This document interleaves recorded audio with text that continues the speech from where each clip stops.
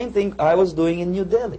To my horror, I discovered that in the files where people were doomed to execution, there were names of pro-Soviet journalists with whom I was personally friendly. Pro-Soviet? Yes.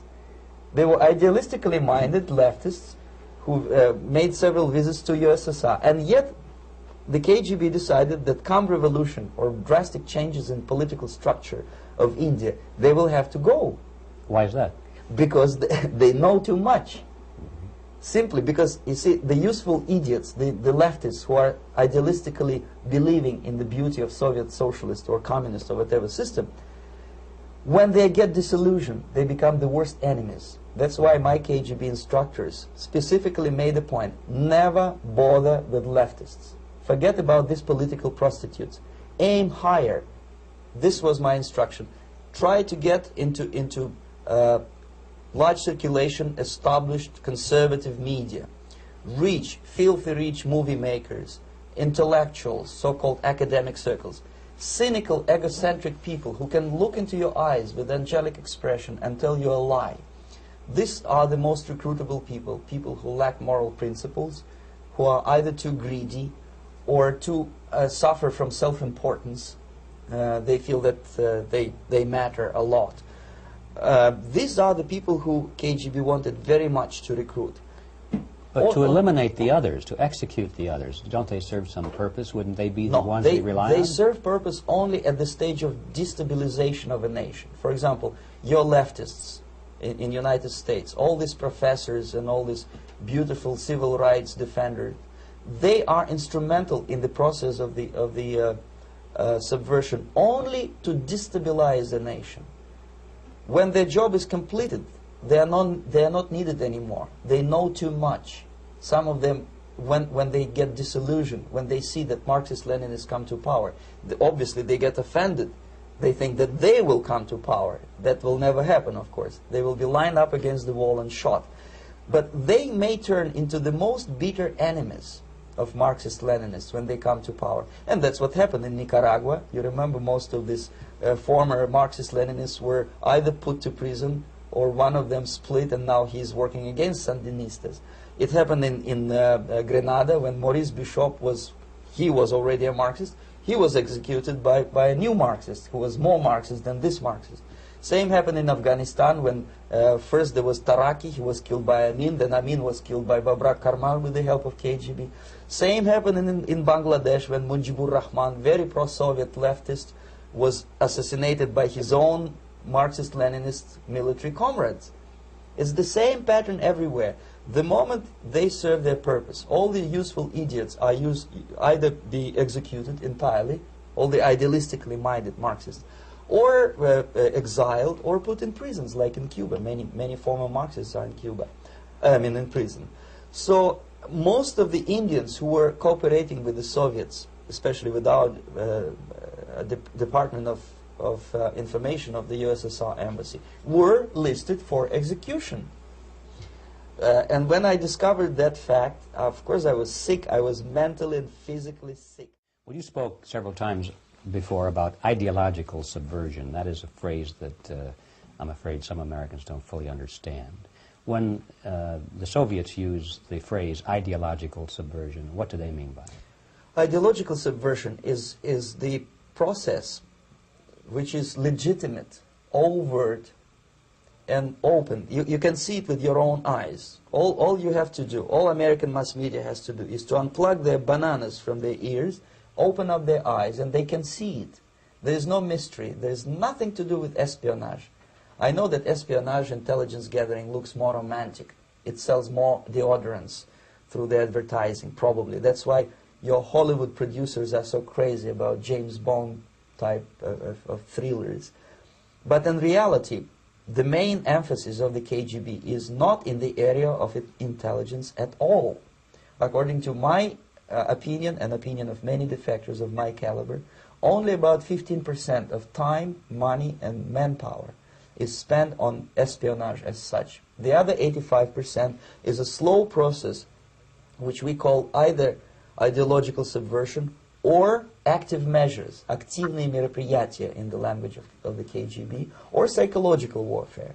What it basically means is to change the perception of reality of every American to such an extent that despite of the abundance of information, no one is able to come to sensible conclusions in the interests of defending themselves, their families, their community, and their country.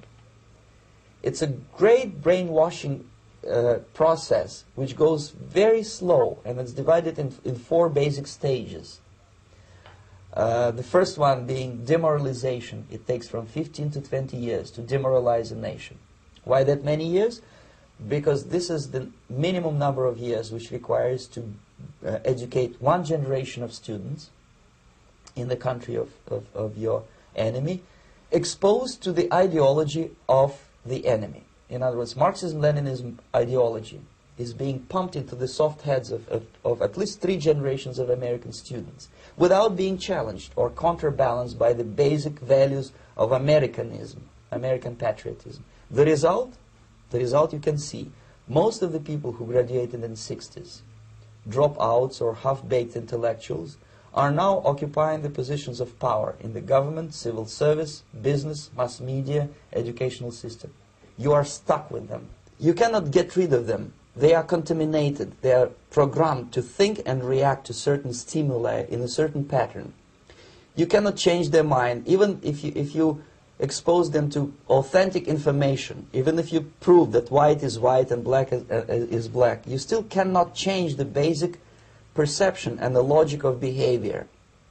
In other words, these people, the process of demoralization is complete and irreversible. To get rid society of these people, you need another 20 or 15 years to educate a new generation of patriotically minded and common sense people who would be acting in favor and in the interests of the United States society. And yet these people who've been programmed and, as you say, in place and Yes. who are favorable to an opening with the Soviet concept, these are the very people who would be marked for extermination in this country? Most of them, yes. Simply because the psychological shock when they will see in future what the beautiful society of equality and social justice means in practice, obviously they will revolt. They will be very unhappy, frustrated people. And the Marxist-Leninist regime does not tolerate these people. Obviously they will join the links of dissenters, dissidents. Unlike in present United States, there will be no place for dissent in future Marxist-Leninist America. Here you can get popular like Daniel Ellsberg and filthy rich like Jane Fonda for being dissident, for criticizing your Pentagon. In future, these people will be simply squashed like cockroaches. Nobody is going to pay them nothing for their beautiful, noble ideas of equality. This they don't understand, and it will be a greatest shock for them, of course. The demoralization process in the United States is basically completed already. For the last 25 years. Actually, it's overfulfilled, because demoralization now reaches such areas where previously not even Comrade Andropov and all his experts would even dream of such a tremendous success. Most of it is done by Americans to Americans, thanks to lack of moral standards. As I mentioned before, exposure to true information does not matter anymore. A person who was demoralized is unable to assess true information. The facts tell nothing to him.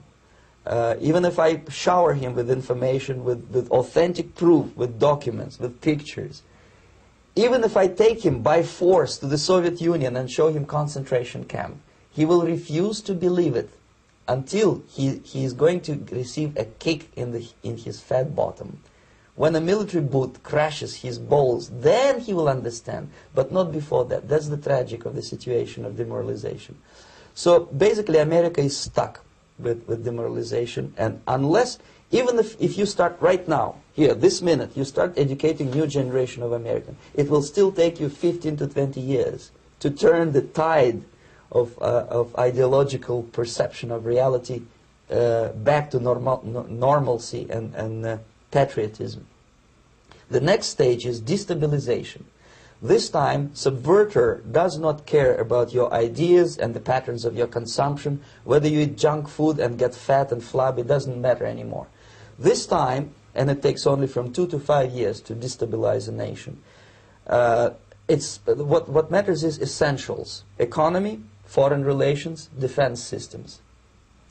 And you can see it quite clearly that in some areas, in such sensitive areas as defense and economy, the influence of Marxist-Leninist ideas in the United States is absolutely fantastic. I could never believe it 14 years ago when I landed in this part of the world that the process will go that fast.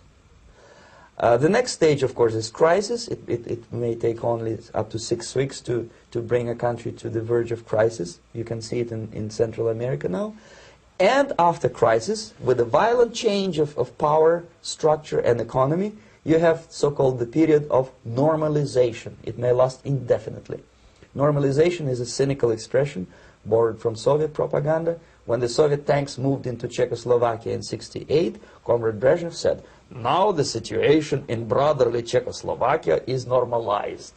This is what will happen in the United States if you allow all these schmucks to bring the country to crisis, to promise people all kind of goodies and the paradise on earth, to destabilize your economy, to eliminate the principle of free market competition, and to put a big brother government in Washington, D.C., with benevolent dictators like Walter Mondale, who will promise lots of things. Never mind whether. This is what will happen in the United States if you allow all these schmucks to bring the country to crisis, to promise people all kind of goodies and the paradise on earth, to destabilize your economy, to eliminate the principle of free market competition, and to put a big brother government in Washington, D.C., with benevolent dictators like Walter Mondale, who will promise lots of things, never mind whether the promises are fulfillable or not.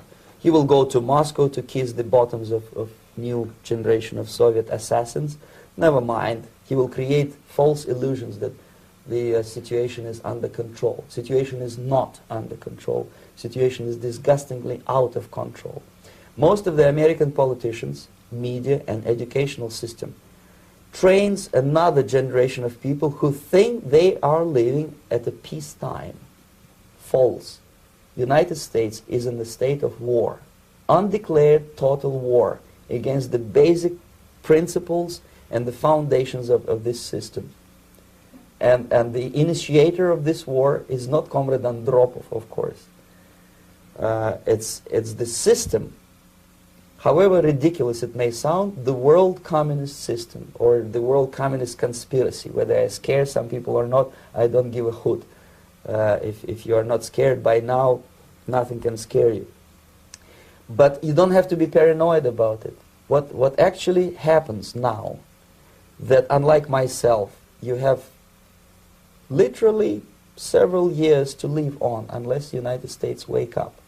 The time bomb is ticking. With every second, the disaster is coming closer and closer. Unlike myself, you will have nowhere to defect to, unless you want to live in Antarctica with penguins. This is it. This is the last country of freedom and possibility. Okay, so what do we do? What is your recommendation to the American people?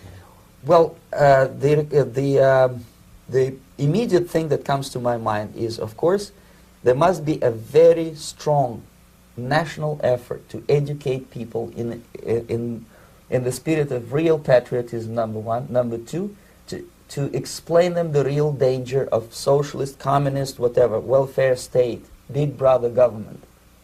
If people will fail to grasp the impending danger of that development, nothing ever can help United States. You may kiss goodbye to your freedom, including freedoms to homosexuals, to prison inmate. All this freedom will vanish, evaporate in 5 seconds.